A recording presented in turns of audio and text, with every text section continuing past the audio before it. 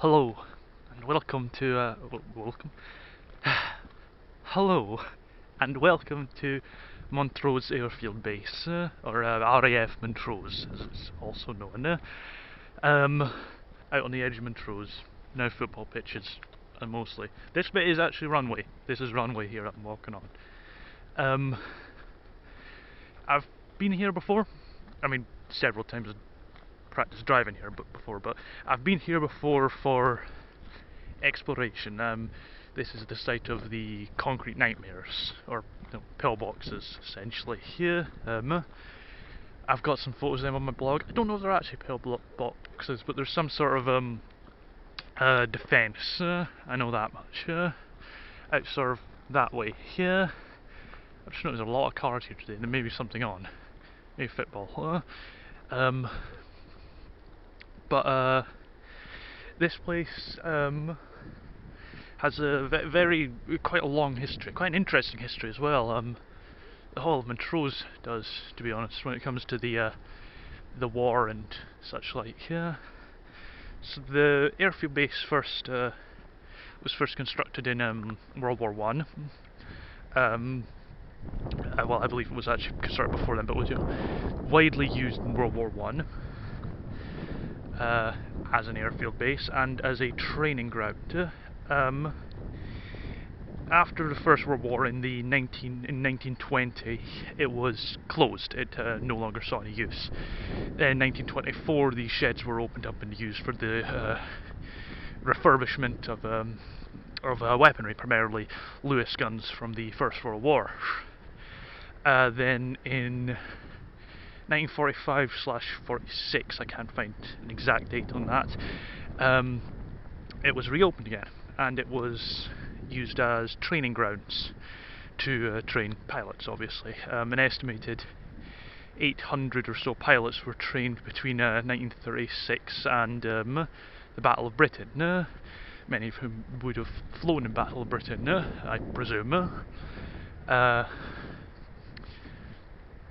Then during the World War II itself, it housed pilots that were from Poland, Czechoslovakia, America, Canada, Turkey. Many French pilots came over here after France was taken, and many of them also ended up flying in the Battle of Britain, as I'm sure most people will be aware. I apologise for any noise. There are cars here and other people. It was... I don't believe it was actually in any sort of... Oh, well, obviously it was related to RAF Edzell, both being RAF, but RAF Edzell was obviously actually an American military area during World War II, while this was British. I believe it was held by the British. There were American troops here, but there were American troops everywhere in Britain during World War II, or later on in it, once they actually joined the war. Yes, I do believe this was a British area. I've got a list here of famous fighter aces and RAF pilots that were actually trained here. Unfortunately, I don't know any of them, and I don't know if anybody else would actually know any of them. There's also a list of squadrons. I'll post links to this sort of stuff in the description. That's something you can do. There's also a list of aircraft, including Spitfires, Typhoons. It's the only two I recognise out of here. My history knowledge is a bit... oh, there's Hurricane. Yeah, my history knowledge is a bit off. But post-war, this place was actually used as... Well, actually, I believe during the war as well. Except 1945, so post-war it was a mountain rescue station, because as you can see, hills. We're not that far from the glens here, So it was a good place for the aircraft to stay for mountain rescue, because there were quite a few crashes around here. Well, in the glens, and in 1955, the air rescue station was moved out to RAF Montrose, and since then nothing's really been here. Well, that's not entirely true. They've got there is the aerodrome, which is now open as a museum. I have not visited it, unfortunately, during winter and autumn. Its opening hours are a bit erratic. Well, they're steady, but they're not open very often, and I don't have a lot of free time, so I haven't been able to get out and visit. I will do soon. They have a website. I'll link that in the description as well, since it seems like an interesting place. I think they have some old aircraft there. You know, interesting stuff.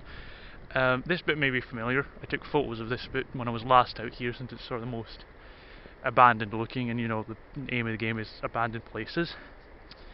Now there is a little bit else to talk about this place, because like I said, Montrose has quite a history involved with the war. So first off, there was sort of outside Montrose, just outside Montrose, or on the road to Brechin, there is cemetery, and if I can remember the name of it, Sleepy Hillock, and there are a lot of pilots buried there. Most of them were not pilots that were actually shot down. They were pilots that were killed during training. So obviously, being a training facility, unexperienced pilots, a lot of accidents, a lot of deaths. But there's a few other people buried there. So during the war, there was a German aircraft came down, a bomber, I believe. It crashed in a field just outside Montrose, and in the crash, all but one of the crew were killed. It was a young man, about 18, 19. I don't know his position on the crew. I'm afraid I don't know his name. I'm going to go over to the graveyard after this. If I do find his grave, I will take a photo of that, because he is still buried there. Now, obviously, being at war with Germany at the time, you'd think, you know, a lot of people, a lot of soldiers who were killed in crashes didn't get very ceremonious burials. But stepping something, the people of Montrose gave the pilots and the crew full honours, full military honours when they were buried, proper burials and everything with headstones.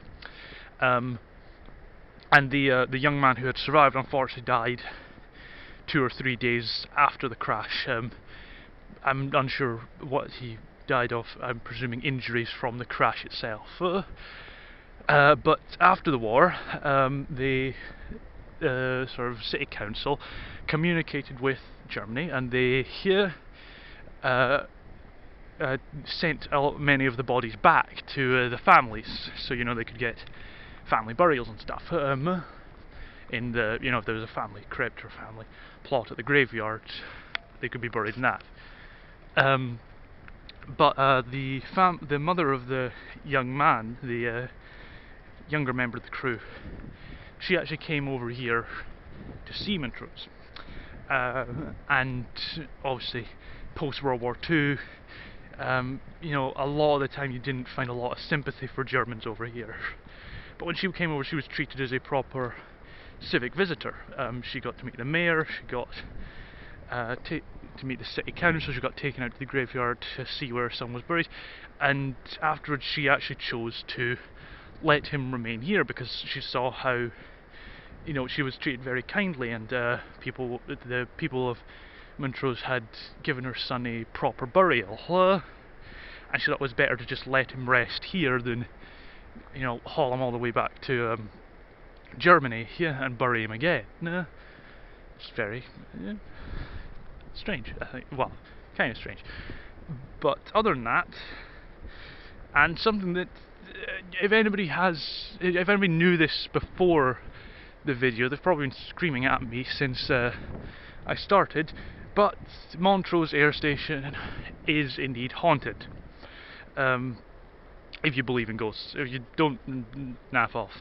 No, if you don't, fair enough. I know a lot of people don't, but I personally do. But obviously, with a lot of deaths, you have to expect some haunting to go on. And it's described as possibly one of the most haunted places in Britain. Because of the amount of deaths and the amount of potential ghosts that could come out of those deaths. The first sort of original Montrose ghost was Lieutenant Desmond Arthur, killed in 1913, May 1913. We're approaching one of the concrete nightmares now. He was killed in a flying accident, as you would expect from an airbase, and his spirit is said to have haunted the officers' mess hall. Since then, there have been many unexplained sightings of pilots and phantom planes and that sort of stuff.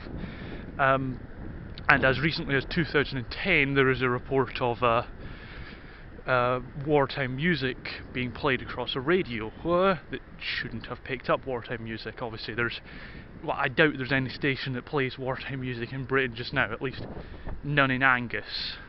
Living in Angus, I can say that fairly certainly. All we get is TFM.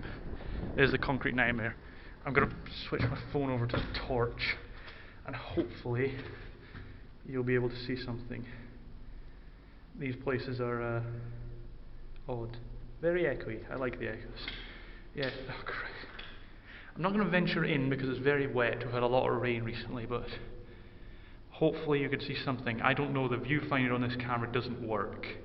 It's just pure black when I'm recording, so that's the concrete nightmares. That is a ghost story, and this has been Montrose Airfield Base. I'll see you next time.